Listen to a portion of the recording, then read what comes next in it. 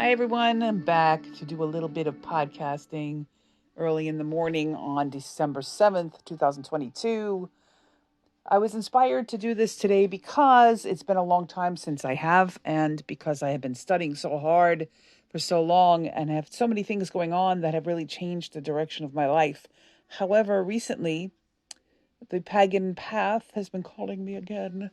Not that it hadn't ever. I mean, I wanted to say I am what you call a witch, I suppose. And I just read a really cool book about that called Waking the Witch, called by Pam Grossman. I think that's the name of it, or Finding the Witch or Waking the Witch. But whatever, I'll look it up in a second. The was a great book in a lot of ways. It was talking about how women for centuries have been called witches for various reasons, and a lot of it has to do with strength and power and healing ability or artistic talent or just standing up for their rights. What's the name of this book? It's over here by my little kitty. There it is. Waking the Witch. I was right. Pam Grossman, who has a really interesting, I think, podcast that you could check out if you wanted to as well about witchcraft. And she interviews a lot of people on it. And it's pretty cool. So anyway, I read that book and it was like, I got the book because I was like, I think like my witch is asleep. I have been so busy, as so many of you are, and the pandemic has wretchedly removed a good portion of my, or has, and hopefully it returns. It hasn't returned yet. I'm a person in New York City, and there's just nothing here except for one small thing that people sort of get together and do, pagan wise. And there's a couple of stores, but there's not a lot of events and there's not a lot of community in the pagan community in New York City. So I'm a little bit solitary, a lot of bit solitary.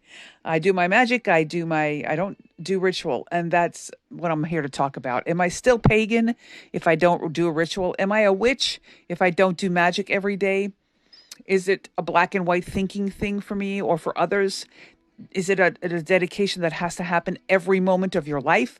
Or is it just something that happens when you need it or want it? Do I have to constantly make sure every moon, full moon, new moon, both quarters, of the moon, that I'm here and I'm aware and that I know my astrology for the day and that I'm on it on a regular basis? Does it make me less of a pagan or a witch if I don't do that work? I've also taken a road, and I do this often. It could be that I have ADHD. It could be that I'm an adult that has a lot of different interests, or it could be just somebody who's extremely eclectic. But I go down different paths sometimes. And I have been, as a pagan, on many paths. I'm initiated first degree Gardnerian to a coven that fell apart because the high priests both died, and it fell apart when they did. And then I was also initiated into, some ancient Roman magical work in a coven in New York City in the 90s.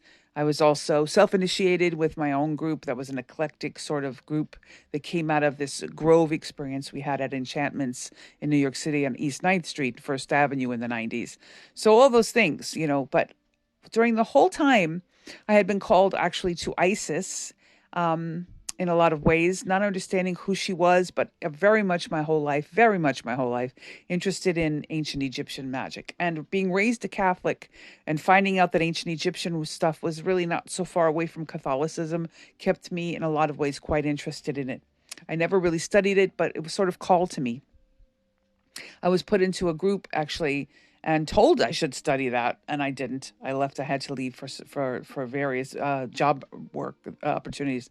But here it is again that I become an initiated priestess. I am an ordained priestess of Isis, a member of the Fellowship of Isis, and I am going to be.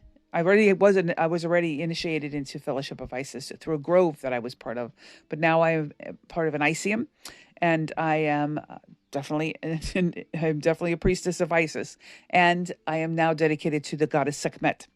So I'm working with Sekhmet for the next couple of years, most likely, just working on understanding her. I think she called me. I am a Leo, and Sekhmet is a lion-headed goddess who is daughter of Ra, one of the ancient ones, and who is very much like a Leo queen type person, and I am that.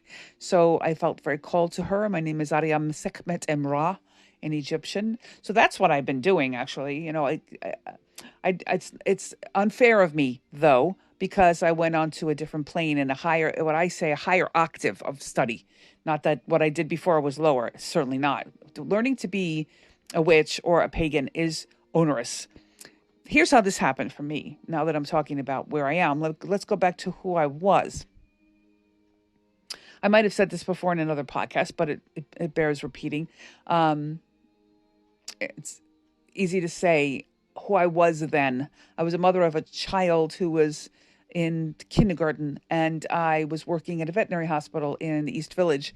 And across the street from the veterinary hospital was Enchantments, which was a famous at the time. At the time, it was still kind of maybe, I don't know. It moved and changed owners, but it still exists. At this time, it was on First Avenue between First and Second, and they had the coolest window display. It was always frightening to me, these gods and goddesses, and they had magical symbols and all these cool things, and a crescent moon sign hanging at outside the door. And I just would stare at it. Where I was sitting in this veterinary hospital directly across the street from it, I could see the window, and I would look and I would watch them change it, not know why. There's something about it that just freaked me out, terrified me. I was not a practicing, but had been raised a Catholic, and sure that anything to do with witchcraft was going to send me right to the devil. You know how this goes, period. Amen. So anyway, I would stare and stare and stare and stare. And then finally one day I got up the chutzpah and I went there, and I never left. Never. I stayed going to that store. That store became my home away from home. I think I bought every book in it. I think I bought every candle they made, every amulet, every talisman. I studied every inch of that space, lived there, loved it. It's a wine bar now, that one particular version of it. There's another version of it, similarly, if you're interested in that in New York City, and it's still a very nice place.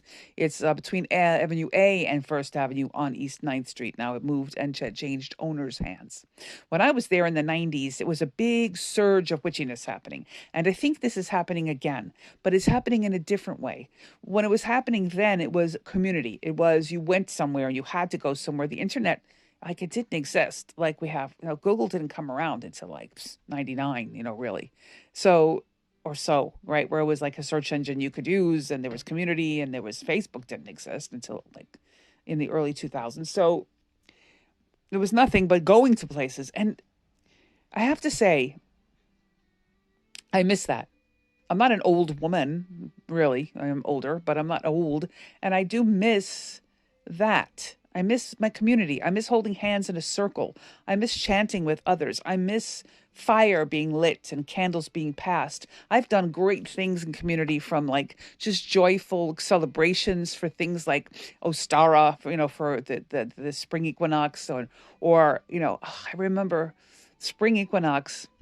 I went to this place once in Pelham Park in the Bronx, a very wild area, where it was spring equinox, but it was snowing. It was snowing. And we went anyway, my son, myself, and my, at that time, husband. And we went to this wooded area, and we danced and we chanted around a little fire that was lit, and we ate eggs, and we called this to the goddess, and it was just amazing. Amazing. I've had ritual on the beach during a full moon. I've danced naked on Coney Island with others. I could write books about these beautiful experiences, which don't exist for me anymore, and have fallen by the wayside. Now, there are things called Witch Fest, which I think I'm interested in maybe going this year. I'm thinking about it because I miss my community. But with COVID, there's always this thing, will we have a surge? Will it be terrible? Will I be able to go and not get sick? Will I get sick? Ugh, all of that. Will I have the money? That's another issue, and can I do magic to make it all happen? Well, I have to want to, right? I worry that if I go to a place like that, or I find other spaces, that I may not be accepted because of my age. A lot of witches now are new witches, new woe pagans, which is great. It's a great influx of young women and men and others into this world. And I'm so happy that they're there. But sometimes I feel a little odd being older. So I am experienced and have a lot to offer. But when somebody's on a path of discovery, sometimes they don't want somebody more experienced around. Some of us that are more experienced tend to sometimes get bossy or be judgmental. I'm not. I try not to be. I bless the children. May they all thrive in the light of the goddess. But I worry that that's a problem. So I don't go as much. But that's a long story. What I'm saying is this: why aren't I? Am I a good witch or a bad witch now?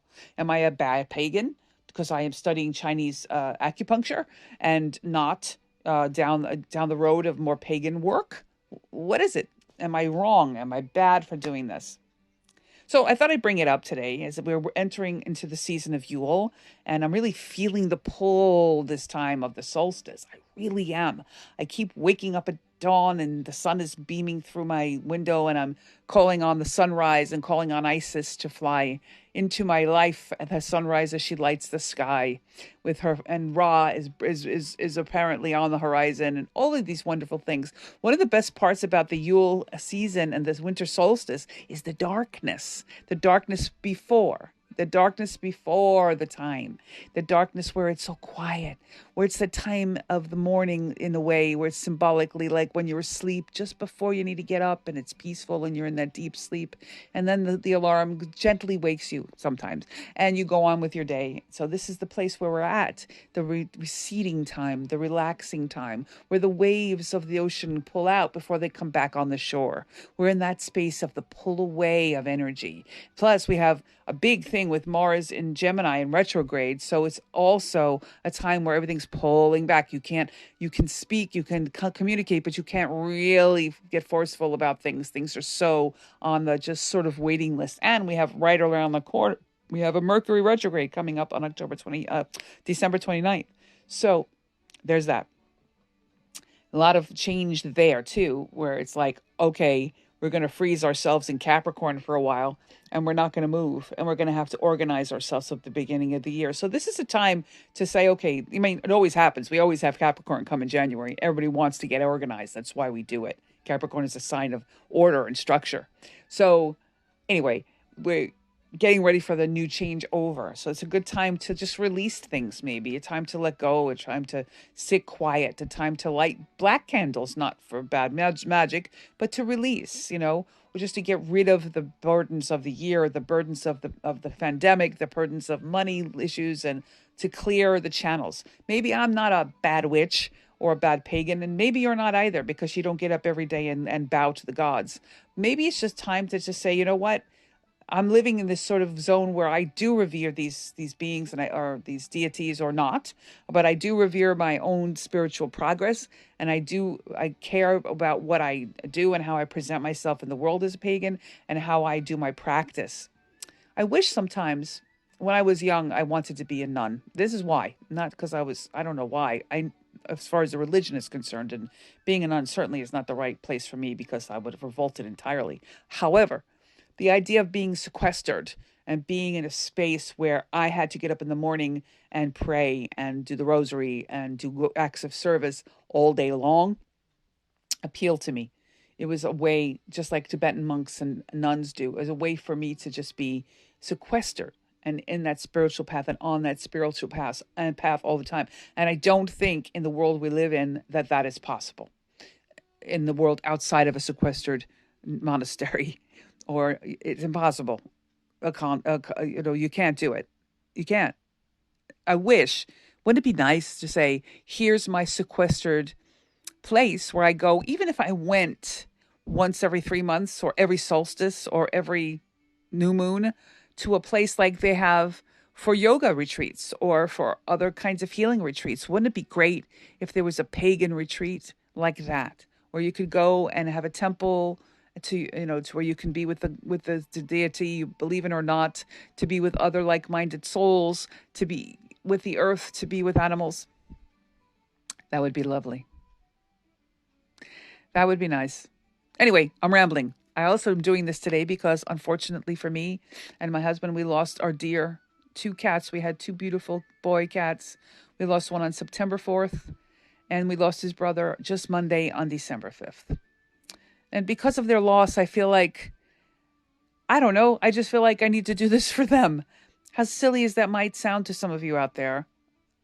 I think they would have liked me to talk. They liked me to talk about this stuff, and they were my little magic cats. And I need to bring this back into the house. It was hard when they were here before they passed because both of them were very, very sick. And the energy of the house was very, very dark and very, very depleted. But there's lifting of light. They have risen to where they need to be next.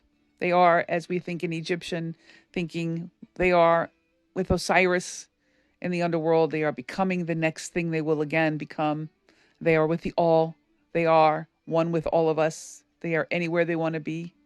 And that makes me happy. And those of you out there who have little furry friends and will totally understand, or scaly friends, or any kind of animal friends would understand that feeling, of course.